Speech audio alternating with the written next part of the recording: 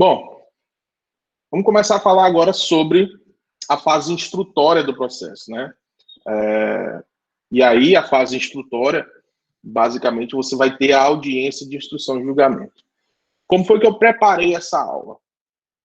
Ela tem dois viés, né? Ela tem um viés teórico, tá?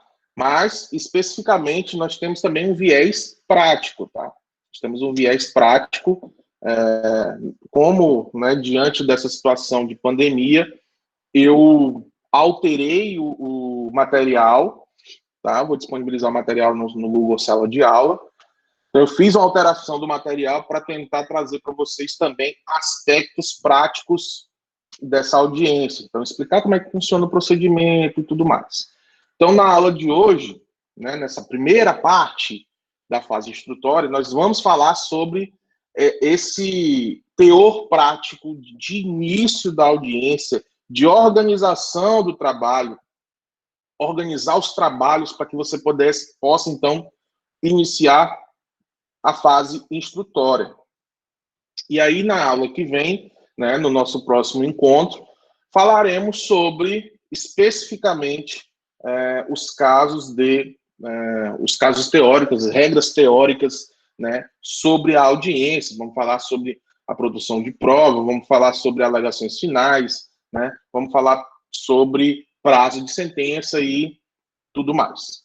Tá bom? Então, primeira fase aqui, primeira parte, vamos a algumas observações preliminares, né? Nos casos em que o processo é declarado saneado, isto é, reconhecido que não há nenhum vício que possa comprometer o seu ser devido, e que não há nada que impeça o seu desenvolvimento, nem do exercício regular do direito de ação, tá? Então, para que você possa ultrapassar essa fase de saneamento para a fase instrutória, você tem que ter saneado o processo. E aí o juiz dá uma decisão saneadora, dizendo, olha, não existe mais nenhum vício, né? Todas as provas foram produzidas, a exceção ali do depoimento pessoal e da prova testemunhal, se for o caso, e aí o processo está pronto para ir para a fase de instrução.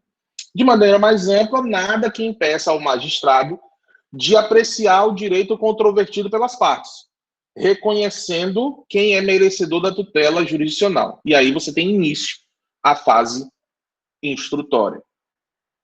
Importa frisar a esse respeito que a fase instrutória do procedimento comum pressupõe o saneamento e a organização a que se refere o artigo 357. E antes disso, que o caso não era de extinção do processo nos moldes do 354, nem de julgamento antecipado do mérito nos moldes do artigo 355. Então, são situações que nós já verificamos, já estudamos, né? Então, passado toda essa fase processual, aí você tem, então, o início da audiência de instrução e julgamento. Ok? Bom, agora o viés prático, senhores, né? Divisão dos assentos em audiência. Isso é importante, né? Você tem uma importância prática, tá? Uma importância prática. Diria eu que importância teórica para efeitos de prova, não, nem tanto, mas para o cotidiano forense, para a regular, né? O regular desenvolvimento dos atos processuais praticados em audiência, você tem que saber como que funciona, né? Quando você chega na audiência, onde você senta, né? Como que tem que se portar, né? E aí, esse nosso primeiro módulo aqui é justamente para falar um pouco sobre isso, sobre como é dividido aí essa sala de audiência, tá? Esqueçam aquilo que vocês veem em filme, nas séries, né? Suits, enfim, essas séries aí, How to Get Away with Murder, né? Que você tem ali uma grande plateia, uma sala gigantesca de audiência, você tem a figura do juiz, né? O magistrado, que todos se levantam quando o magistrado entra, né? Na parte de cima, mais alto, lá embaixo, de um lado advogado, do outro ali o representante do Ministério Público, né? O promotor público, né? a sala só é grande quando é penal. Não, a sala não é grande quando é penal, a sala é desse jeito. Quando você tem tribunal do júri, e aí aqui em Rio Branco, especialmente, né, nós temos 2 salas de tribunais de júri bem estruturadas, né, em que você vai ter ali essa situação de um espaço maior, até porque você tem as sustentações orais ali do tribunal do júri. Mas a sala de audiência das varas criminais e das varas cíveis, né, para a instrução e julgamento, elas são salas comuns, né, como vocês estão vendo na imagem abaixo. Você tem uma mesa e do outro lado da mesa você tem o magistrado. Então, o tribunal do júri é exceção, tá? Você tem ali no tribunal do júri apenas os crimes contra a vida, beleza? Então, aqui é o grosso do negócio. É aqui que você, enquanto advogado ou enquanto membro do Ministério Público, juiz, enfim, mesmo autor, né? Mesmo autor, a organização basicamente é essa. Então, senhores, nessa parte de cima aí, como vocês estão vendo, né? Você tem aqui o magistrado, né? Geralmente aqui em Rio Branco, aqui no estado do Acre, né? Aqui no estado do Acre, as audiências cíveis, elas seguem esse procedimento, basicamente, né? Você tem uma mesa, as audiências criminais também, nas varas criminais, você tem ali uma mesa, né? O juiz senta nessa parte aí, onde tem escrito juiz, você tem o escrivão que fica ao lado do juiz, auxiliando o juiz, e nas audiências cíveis, aí vejam como é interessante. Geralmente, às vezes, né? Às vezes o promotor fica ali ao lado do juiz, como acontece no júri. Depende muito. Nos processos cíveis, senhores, os senhores sabem que o MP ele tem atuação restrita, né? Então, ele atua quando ele atua como fiscal da ordem jurídica ou quando ele atua como parte.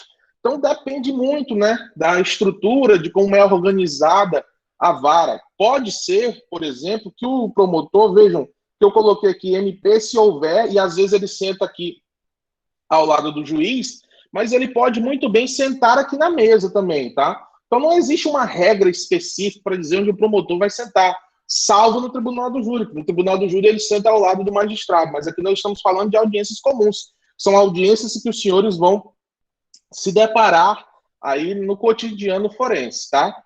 Bom, vejam, senhores, que aqui eu poderia até dizer, é uma praxe, né? É uma praxe, é um costume que se tornou quase que uma regra, tá? E aí tem um livro muito interessante, né? Eu tenho até ele aqui, ó. Eu tenho até ele aqui. Deixa eu ver. Deixa eu ver aqui se eu consigo mostrar para vocês. Esse livro aqui, não sei se vocês estão conseguindo ver, coloca aí na minha imagem, rapidinho. Estão conseguindo ver esse livro aqui, né? Não tá aparecendo negócio aí para fixar, não. Espera aí, deixa eu fixar a minha tela. Pronto. Estão conseguindo ver? Ou tá ao contrário, como tá aqui para mim? Para mim tá ao contrário. Tá só dando de ficar pequenininho. Tá? Então, esse é só você clicar na minha, né? Vai lá em pessoas, é só clicar. Tô todo mundo conseguindo. Pois bem, esse livro aqui, pessoal, né? Normas processuais consuetudinárias, do professor Marcos Seixas Souza, um amigo lá da Bahia. Tese de doutorado dele é sobre costumes, né? Costumes que são tratados como normas, tá? O valor normativo dos costumes. Geralmente, né, e eu sou um dos que defendo que costume não tem valor normativo. A tese de doutorado dele faz sentido em muitas coisas. Uma das coisas é a ordem de assento ali das pessoas, das partes, dos envolvidos na audiência, né? E outro também é a questão do pregão, que você dá 15 minutos de tolerância ali na hora do pregão. Então, isso não tem previsão legal, mas é um costume que acabou se tornando uma regra, né? Se você alguns magistrados se você não tem esses 15 minutos de tolerância, ele inclusive volta, né, dá um novo prazo, dá uma nova audiência. Então, é muito comum isso. Então, vejam bem, você tem um juiz no centro, do lado, imaginem se vocês, tá? Porque senão a gente não vai conseguir, não vamos chegar a um denominador comum. Então, se imaginem na cadeira do juiz, tá? Na cadeira do juiz. Você está ali do outro lado da mesa, você é o juiz. Do seu lado esquerdo, está o advogado do autor e o autor, tá? O advogado do autor e o autor. Do seu lado esquerdo, você é o juiz do seu lado esquerdo, né? Do lado direito de quem vê, né? De quem entra, do lado direito, mas da perspectiva do juiz do lado esquerdo, tá? Quando você entra na sala, tá lá o juiz, tá lá a mesa do lado direito. Se você for advogado do autor, você vai para o lado direito e leva o autor para o lado direito. Se você é réu, aí você vai para o lado direito da perspectiva do juiz, tá? Lado esquerdo de quem entra na audiência, quem entra na sala de audiência, tem a mesa, lado esquerdo da mesa, advogado do réu e o réu ao lado. Beleza? Essa é o costume, né? Essa é a praxe para que você organize ali. Tá vendo aqui, ó, na ponta da mesa, você tem um microfone, em regra, que aí você vai ter a oitiva das testemunhas. Então, a testemunha vai entrando, as testemunhas vão entrando aos poucos, e aí elas sentam nessa ponta da mesa, e aí elas fazem ali o seu compromisso e falam o que, né, enfim, falam ali o que elas sabem sobre o caso. Então, nas audiências cíveis, isso geralmente ocorre dessa forma. É lógico, pessoal, que isso é uma questão de costume, né? Então, eu vou dizer o seguinte, na maioria das vezes a organização é dessa forma, tá? Eu, por exemplo, já participei de audiência de instrução e julgamento nas varas criminais, por exemplo, em que a ordem é invertida, né? Então, do lado direito do juiz, da perspectiva do juiz, do lado direito ficaria o promotor e do lado esquerdo do juiz, os réus, tá?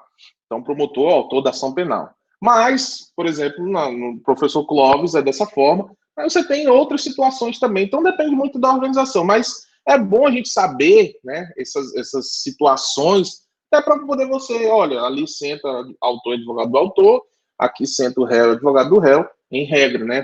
Esse é o costume. Muito cuidado, né? E essa regra na justiça do trabalho, né? Que nem justiça é, né? Meus amigos, meus caros. Justiça do trabalho nem justiça é. Mas, enfim, nem direito é, né? O direito do trabalho. Mas no direito do trabalho, né, na audiência trabalhista, essa regra ela é levada a sério, tá? Ela é muito levada a sério. Então, os juízes, eles gostam de seguir o que nós chamamos de liturgia, né? Gostam de seguir, tem que seguir a liturgia do costume feita. Acho que até que eu não tenho conhecimento para falar, mas provavelmente deve ter alguma regulamentação sobre como deve ser distribuída ali as audiências na Justiça do Trabalho. Fato é que na Justiça do Trabalho, e aí eu vou falar isso só como curiosidade, tá? Um extra aqui para a nossa explicação. Na Justiça do Trabalho, isso aqui que vocês estão vendo, inverte, tá? Inverte. Então, o réu da ação, ele vai para o outro lado da mesa e o autor fica do lado esquerdo, réu do lado direito, autor do lado esquerdo aqui, da perspectiva de quem entra na sala, e a testemunha fica ali perto do juiz. Né? Tem um lugarzinho lá para a testemunha que vai ficar perto do juiz. Então, na justiça do trabalho é o inverso. Mas aqui é a regra. A regra é essa distribuição que os senhores estão vendo aqui, tanto nas varas cíveis de Rio Branco, como nos juizados especiais cíveis, né? Nas audiências de instrução e julgamento, também é seguida essa regra. Nas audiências de conciliação, geralmente, pelo menos nos juizados, né, as mesas são redondas, né, justamente para não ter essa formalidade. As mesas são redondas, todo mundo senta ali e começam a discutir sobre isso, beleza?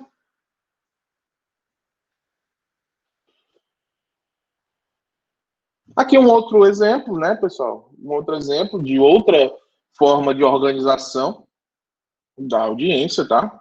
Um outro exemplo. Provavelmente aqui, ó, você tem aqui o juiz, o escrivão e os advogados organizados aí nas laterais. Bom, passada essa parte, então você entra na audiência, né? E aí você vai tentar, vai iniciar, de fato, a formalidade, né? A formalidade da audiência. O lance aqui é o seguinte: existe uma regra que quando se inicia uma audiência de instrução e julgamento, o juiz ele deve renovar a proposta conciliatória. Vejam bem, vocês sabem muito bem que esse código é um código que primou bastante por essa ideia de promoção pelo Estado da autocomposição. Então, o código primou pela ideia de você, então, do próprio Estado proporcionar situações em que você vai poder conciliar. Então, você vai poder fazer um negócio jurídico processual, né? Daí eu dou alguns exemplos. A audiência obrigatória do 334, a audiência de conciliação e mediação, é um exemplo. Não existia essa audiência obrigatória no Código de 73, tá? Então ela surge nesse novo código, né? Além disso, na audiência de instrução, antes de você especificamente passar para a instrução em si, de começar a ouvir as partes, o juiz, então, tem que tentar renovar a possibilidade de conciliação. Então, ainda que já tenha sido tentado e não obtida a conciliação em momentos anteriores do Código, né, como na audiência de mediação e conciliação do 334, é dever do magistrado provocar primeiramente a tentativa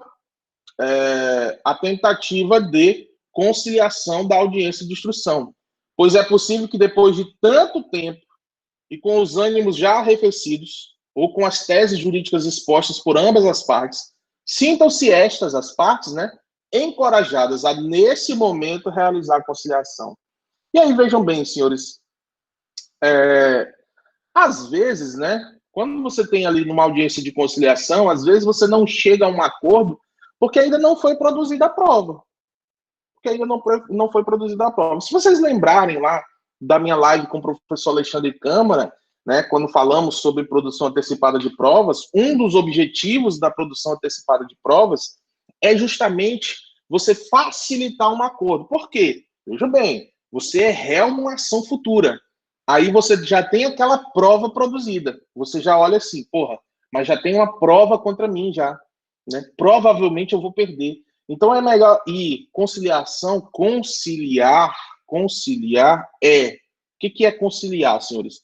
Conciliar é cada um abrir mão de alguma coisa, tá? Então você pode pensar o seguinte, olha, já temos 2 anos de processo, 1 ano e meio de processo. Foram produzidas várias provas, né? Então, réu, por exemplo, o réu pode propor, né? Em regra, quem propõe proposta de acordo, quem propõe acordo é o réu. Né? O réu vai olhar para o processo, o advogado do réu, e vai dizer, olha, tem várias provas produzidas aqui, né? Essas provas são contra você. Contra você. Se você for condenado, a tua condenação pode ser 50. A tua condenação pode ser 50. Por que a gente não oferece 20? Por que a gente não oferece 20 aqui para tentar fazer conciliação? Porque depois de tudo que foi produzido de provas, e aí dependendo das testemunhas também, aí quando você fala, olha, nós nem testemunha temos, né? Então a prova já está produzida, vai ser só depoimento pessoal e depoimento pessoal de autor e réu. Então vamos fazer um acordo, né?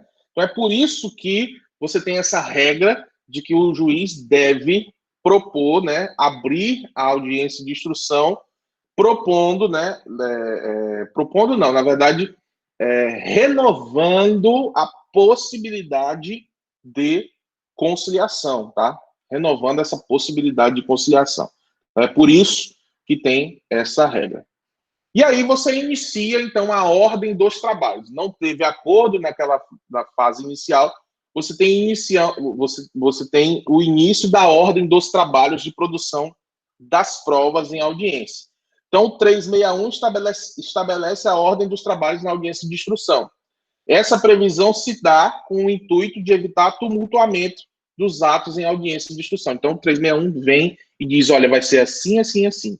Trata-se de princípio informativo do processo, né? Verdadeiro axioma de cunho lógico, destinado a fazer que, da ordem das provas, você tenha ali uma situação organizada. Então, segundo o legislador, as provas orais serão produzidas em audiência, ouvindo-se nesta ordem preferencialmente. Então, quem você vai ouvir primeiro nas audiências, né? E isso é uma regra que merece maior atenção. Pouca gente leva em consideração isso, tá?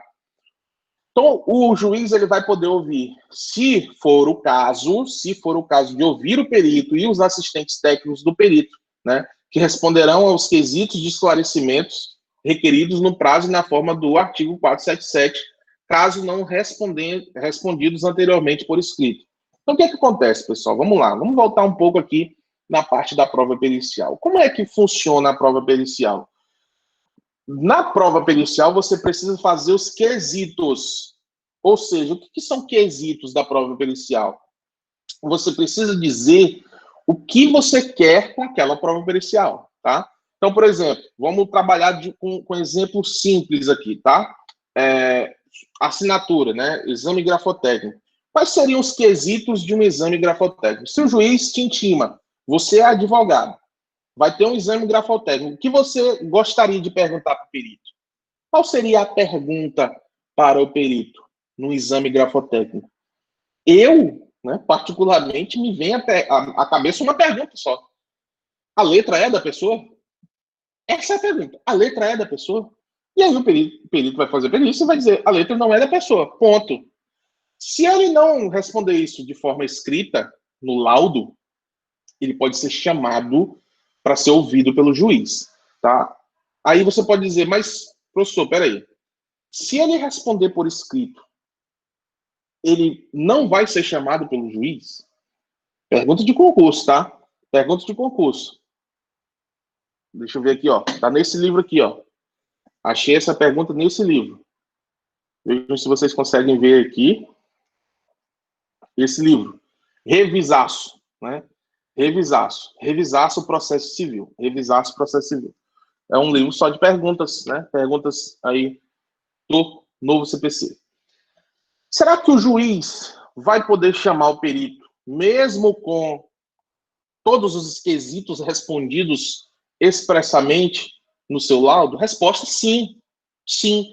Às vezes o perito não foi claro o suficiente no seu laudo.